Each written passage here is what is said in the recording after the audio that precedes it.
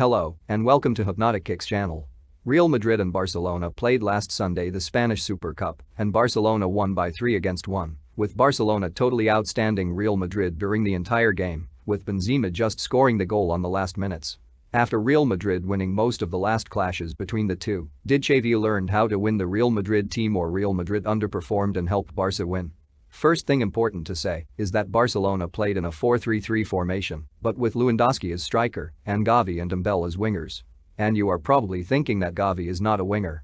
And technically he isn't, but his tactical purpose on the game was fundamental for the team win. That is because Xavi is a young talented player and his mobility on the pitch helped the team change formation very quickly. But one thing that was very important was how Frenkie de Jong played the game. Xavi put him as a left midfielder, with Busquets as defensive midfielder and Pedri as right midfielder. But Frenkie was consistently changing positions and moving around throughout the game, changing with Busquets, Xavi or with Valde. The movement that Xavi and Frenkie were doing was making it difficult for the Real Madrid defense. If you look at the second goal, Busquets passed a ball to Frenkie that was free of pressure. When the Real Madrid players saw Frenkie alone, two players rushed to him, leaving Xavi with open space. That's how Barca scored the second goal. The movement that the Barca players did was somewhat similar to what Guardiola used to apply in his golden era of Barcelona. If you paid attention, you could see that there were lots and lots of moments that the Barcelona would keep the ball and the forwards wouldn't move to the attack, but they keep closer to the midfield in order to always have numerical superiority. That's something that Guardiola often do, and as Xavi was his player, it's no surprise that he would try to apply as a coach now. By the way, if you are a Barcelona or a Real Madrid fan, please like the video and subscribe to our channel so we can bring more content about these two teams, and your help will be greatly appreciated. And while I spoke about numerical superiority, it's important to say that one of the main reasons that Barca played so well in this game was because of numerical superiority in the defense system. Yes, this is not only possible that Barcelona did it.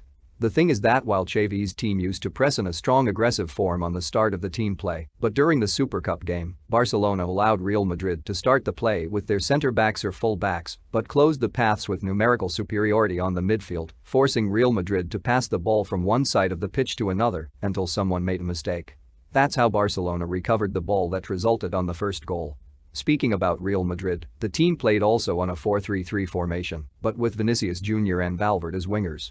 But with Barcelona allowing Real to play with the ball until they got trapped by their defensive system, Real didn't have an opportunity to use Vini Jr. and Valverde's speed and ball conduction, so they didn't contribute much for the team. Also, Barcelona managed to mark Modric and Kroos extremely well or keep them far away from their penalty area. With Modric and Kroos trapped, Real played almost soulless, if I could say something like this, because the duo are the heart that carries the team. Also Valverde when he plays in the midfield. Also, it's important to remember that Real Madrid is coming from a long journey of games closest to each other, and probably the team felt the fatigue during the game. In my opinion, Rodrygo should play more in this team because he is an extremely good and consistent young star that got the dribbling skills and know how to score goals. And in situations like this, Rodrygo can change positions in the game from a winger to a playmaker, and the team can gain one more player in the midfield. It's important to know that one of the best opportunities of Real Madrid was with Rodrygo, almost scoring a beautiful goal in the second half.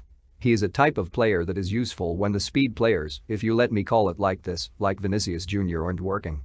So this was my quick tactical analysis of the game. If would like this, please click on the like button and on the subscribe button so you can help this small channel bring more content for you to enjoy. Thanks a lot, and until the next video, see ya.